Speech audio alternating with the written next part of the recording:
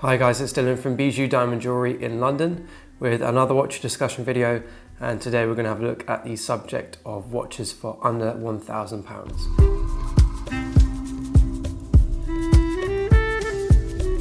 I'm going to split the video up into 5 different brands and go through a few different watches within each brand and discuss why I chose them to be part of this selection. And then at the end I'll say kind of what my favourite watch is for under £1,000. Okay, so let's start with Omega, and we're going to start at £250, and our first watch is a circa 1920s to 1940s pocket watch. This is honestly one of the coolest watches, and it's insane to think you can pick this up for around £250. The thing with this pocket watch is you can go from it kind of starts at around £250 used, either via eBay or Chrono24. There's plenty of them around, you'll definitely be able to find some. You can find them at £250 and they'll go up kind of much higher than that, but they start around that point. I think this is probably one of the watches in the world that is maybe the most watch you'll ever get for your money. It's such a cool watch.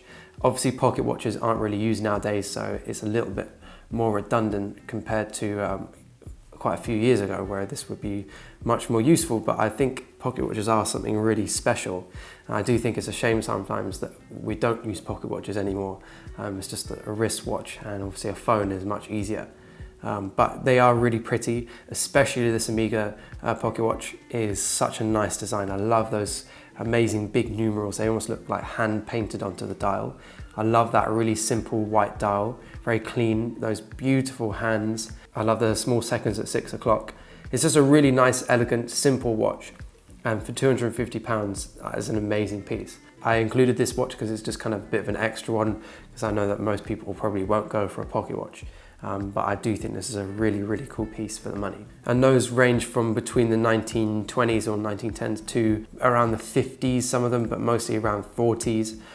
So yeah, there's plenty of them out there. There's a couple different dial variations. I'm sure you'll see between the 2 pictures I've put up on the screen now, that they are slightly different. But there are a few different options you can go for, some with gold as well, or gold plated. But the simple steel that I'm looking at here with the white dial is my favorite version. Next we have the watch that I'm actually wearing, or a version of it, and that is the Omega Automatic, and they are circa 50s to 60s, 1950s to 60s, and you can pick those up for around £350 to £400. Probably what you're going to find easier to find is a vintage Omega Seamaster Automatic, and again those are around the 50s, 60s, sometimes 70s, but they all look pretty similar design. They're very, very classic, really pretty watches. Simple 3-hand design. Some of them have dates, some of them don't, but most of them do. I love the really clean index design on these watches, the really clean hands. The case is really pretty. They're just one of my favorite watches. You absolutely cannot go wrong with this watch. It's a pure classic. And for £350 to £400 starting, there's so much watch for the money. They are built really beautifully, and the movement is amazing on these watches. They just keep going and going and going.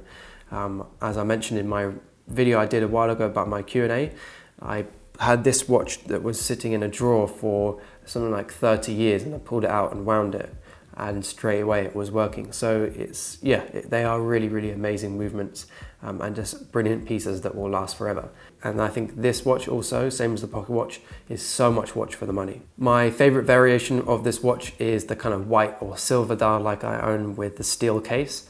There are plenty of options for this watch, including black dials and all sorts of other different colors. You can obviously find ones with a bit more patina, some rust, or there's lots of variations with these watches. There are so many of them available as well. You can find them on eBay and Chrono24, same as the pocket watch. Plenty of them available, plenty of variations. You're bound to find one that you like. The only thing I would say that maybe might put people off about this watch is that it is quite small compared to modern day standards. I think it's around 33mm, most of them. So yeah, they're maybe not the most ideal size for most people nowadays, but it's a very classic, pretty looking watch. Again, same as the pocket watch, they start around £350, £400, but they go much higher than that, all the way up to 1,000 and maybe even over, depending on if you have precious metal case, a bracelet, and also what condition the watch is in. A little side note off there is IWC actually offer a very similar watch. Again, from the 60s, it looks very, very similar to the Omega. It's just a little bit more refined, maybe a little bit more luxurious looking. Yeah, it definitely has a little bit more of a luxurious edge. I love the writing, the International Watch Company writing for IWC, but they are very similar looking to the Omega. So either one you go for is a really cool watch either way. Personally, I really like the Omega, but maybe because I'm biased. But this watch, the IWC, goes for around £900. A little step up from the normal standard Seamaster, the Seamaster Automatic, is the Day-Date Automatic, and that's around the sort of 70s, 60s, 70s, and you're looking at around £550 for them. They are really cool watches. Again, you know, really nice and classic. Personally, I prefer the standard version, the non-Day-Date version. But if you wanted to make it a little bit more complicated, or add a little bit more of an interesting feature to the piece, then the Day-Date is a really nice option. There are so many variations of these watches that I've mentioned that it's kind of difficult for me to list all of them and show you all of them. But there are also tons of other watches I didn't mention that Omega do, kind of more funkier watches. I went for some really classic looking pieces there. Because I think those are brilliant pieces that you're always going to be able to move if you ever did want to sell them, but also they're never going to go out of fashion. You're always going to love that watch. But Omega makes, or has made, around that sort of 60s period, some really crazy looking weird watches that are much more unique and also fit into that sub £1,000 price bracket. So there's plenty of options for you under £1,000 from Omega. Definitely head over to eBay or Chrono24, see what you can find on there, set your budget for 1,000 or below, or set the price from low to high, and you'll be able to find so many different watches. So that is Omega. Now on to the next brand, which is SevenFriday. So not many people have heard of this brand. About 2 years ago, maybe 3 years ago, it boomed massively and had a big launch on sort of social media and marketing in general. And it was a very popular watch at that time. But I honestly think it's so much watch for the money. SevenFriday is a really cool design. They are £750. In fact, the one that I'm looking at right now, the one I'm showing you on the screen, is my favorite version, which is the P1B/01, and that is £750 brand new as well. I really like the design of SevenFriday, specifically this one as well. Is, like I said, my favorite version. I just think the dial is really cool looking. Obviously the shape of the watch is so unique looking as well. I really, really like that. But the actual design of the hands and the way the hands move around the dial is really cool. It's a really unique looking piece, and I think it is so much watch for the money. I think it's amazing they just charge that price. And they are actually made really nicely as well. I felt them and they are really nice quality. They feel really solid, and they have an automatic movement in them, so you're not getting quartz or anything like that. It is a proper mechanical movement. So they set out their watches in different series of like lines. For me, my favorite is the P series, which is what we're looking at here, and the favorite of those P series is this one that we're looking at right now.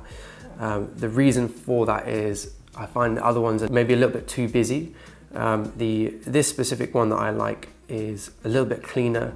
The dial kind of complements the strap. Everything's a little bit simpler on this watch, and the complexity of the dial does all the talking. I don't like the other ones where they're really loud and you've got a bright red watch with a really busy looking dial and strap. I just think it's too much. I think you need really simple looking case and complementing colors and a nice dial to go with the strap, just so that dial, the complexity of the hands and everything that's going on that dial has, is able to speak for itself rather than fighting against all these other things going on. The other series that I quite like from them is the S series, but I don't like them as much as the P series. You can find SevenFriday all over the internet. There's tons of places that sell SevenFriday. Next brand is Rolex. I wasn't sure if I was going to include this because it's pretty difficult to get one for under £1,000, but there are some times when pieces come up for sale that are under £1,000. There are pieces out there for under £1,000, and there are a couple that are just over 1,000. So I'm gonna try and assume that you can get it for just a little bit under. I do think it is definitely possible because we have seen it. The watches that I'd look at from Rolex are the Oyster Perpetual or the Oyster Precision. So let's start with the Oyster Perpetual. The Oyster Perpetual is a real classic, and again we're looking at a vintage version of the Oyster Perpetual, kind of 50s or around there, and it's a really classic watch. you know, simple 3-hand design, or sometimes there were 2-hand designs. And there's no date on this watch. It's just a very, very simple dial. They're usually around 34 mil, so they're much smaller than modern day watches. I really like this piece, and I think it is so much watch for the money if you can get it for 1,000 or just under 1,000. The Oyster date versions are really nice, but they're a little bit more money versus the non-date version. And then the Oyster Precision, also one of my favorites, really simple, classic 3-hand design, nice index. It's just a really, really nice watch in general. If you can get this one also for under £1,000, then definitely go for it, because that is a lot of watch for money. They're brilliant watches, these old Rolexes. They're just going to keep on going forever and ever and ever. Next is Tag Heuer, and we are looking at the Aqua Racer, around £750, and they actually still make this watch. And you may or may not be able to get it for under £1,000. I'm not sure you'd get a new one, but you would definitely get an older one, maybe early 2000s, for around £750. I think this is a great watch. It's one of the most sturdy watches that we've looked at in our lineup so far. It's just a great everyday wearer. You can kind of batter this watch around a little bit within reason, and it will just keep on going. They're definitely quite reliable watches. You can obviously swim with the watch quite deep as well, versus the other watches we've looked at. You obviously can't do that with most of them, whereas this one's much better for everyday wear. Next is Montblanc, and specifically we're looking at the classic style automatic watch, and that is going for around £650 for a used one. You can still get new versions of that watch as well. They're obviously much more, and you can get newer versions than the £650 one that will be a little bit more expensive, but they kind of start around £650. I love this watch because it is very kind of Breguet looking in some ways, with those Breguet numbers. It is a really cool old looking watch. You know, I love that, the elegance that Breguet numbers have. I love the little star on the second hand. I do think this watch is a lot of watch for money. It's got just a really classic higher end feel that some of the other watches we've mentioned don't have. One of my favorite features on this Montblanc is the crown. I love that rounded crown. It kind of, yeah, it feels like an old gauge. It feels very Breguet. And I think if you can get into a watch that looks similar to Breguet for a tiny fraction, then why wouldn't you? And another watch from Montblanc that I think is really cool is the same style automatic, but this one is the chronograph version.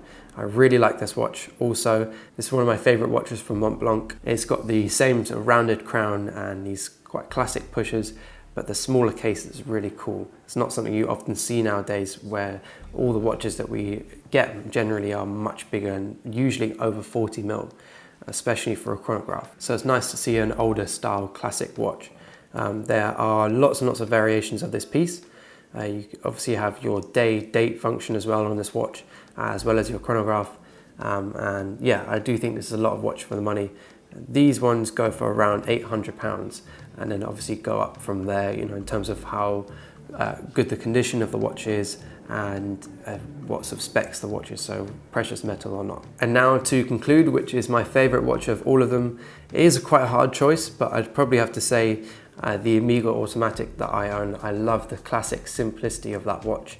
I think if you can get into the Rolex Precision or the Oyster Perpetual, then I think that is probably the best watch in this lineup. That's the watch that I'd most like to own out of that lineup.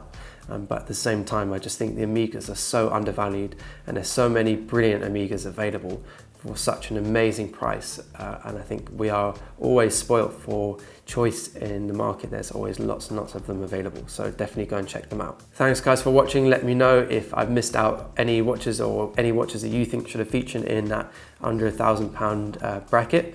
Let me know what other watch videos you'd like to see me do as well. I think I'll probably do increments, so 1,000, 2,000, 3,000, etc, etc, and kind of build up like a collection of videos of what I think is a great 5 set of watches, or 5 brands that offer watches for each price point. Thanks for watching.